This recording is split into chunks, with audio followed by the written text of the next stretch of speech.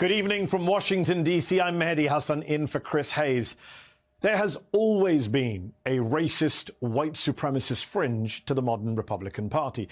It hasn't always been overt, but it has reared its head from time to time, going back decades. Republican leaders, even presidents, have indulged it. For example, tapes from the Nixon era show the president engaging in blatant anti-Semitism. Hello, Juicy, I found you close by. Except there's this strange malignancy now that seems to creep among them. I don't know, radicalism. The Jews are born spies. You know somebody who just in it was up to their necks.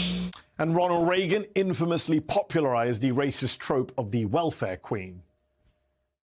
In Chicago, they found a woman who holds the record.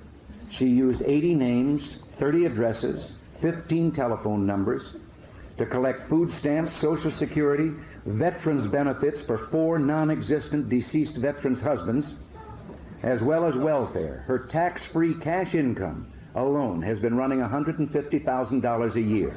George H.W. Bush campaigned on racist stereotypes about black people and crime, most famously the Willie Horton ad in 1988.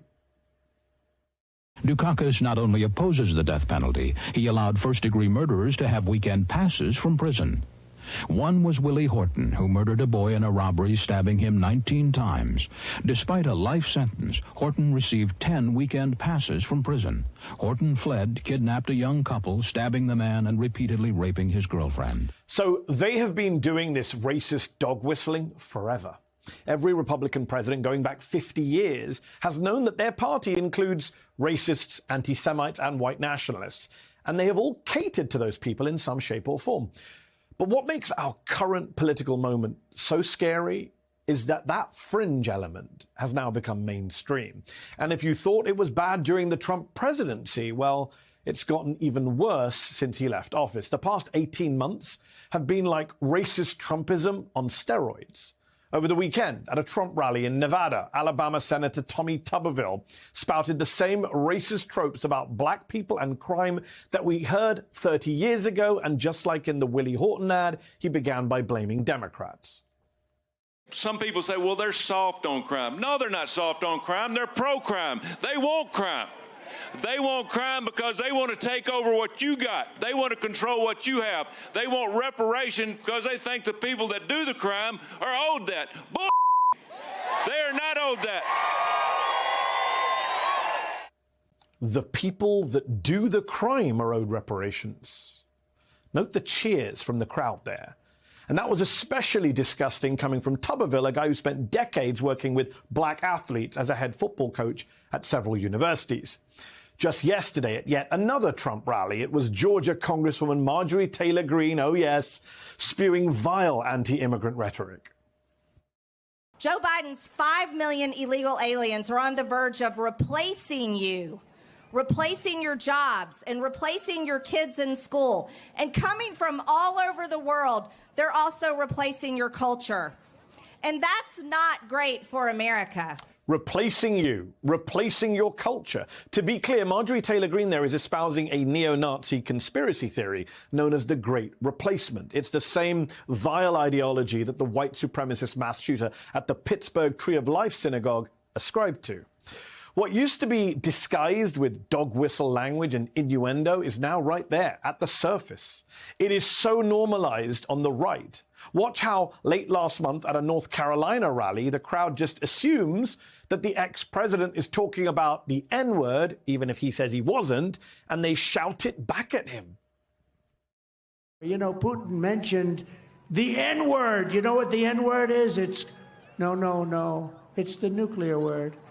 He mentioned the N-word yesterday, the nuclear word, not supposed to be mentioned. Now, the icing on the racist cake came in the wake of Kanye West's promotional tour on Fox with Tucker Carlson on Thursday and Friday nights, and the tweet that followed in which he threatened to go, quote, DEFCON 3 on Jewish people. Twitter has since shut down Kanye's account, but this tweet remains up from Republican Attorney General Todd Rokita of Indiana, defending Kanye West's, quote, independent thinking. Now, Rokita has since claimed that he was referring to the hypocrisy of the media and Hollywood elites. but it is difficult to imagine that he had not seen Kanye West's anti-Semitic comments that the whole internet had been talking about all day long. And notably, not a single elected Republican has stood up to condemn Attorney General Rokita for those comments, or Congresswoman Marjorie Taylor Greene for espousing great replacement theory, or Senator Tommy Tuberville for his claims that people who want reparations are criminals. Look, I'm Muslim. I'm used to Islamophobia being mainstream, as it has been for a while now, sadly. But I never thought anti-black racism and anti-Semitism would become mainstream again in America, and so quickly. And it's only going to get worse as we approach the midterm elections and the next presidential campaign. Because there are no consequences, no penalties for this openly racist rhetoric on the right. In fact, there are rewards. So let's be clear, this is not racially tinged or allegedly racist stuff. This is brazen racism, plain and simple, and we all need to call it out.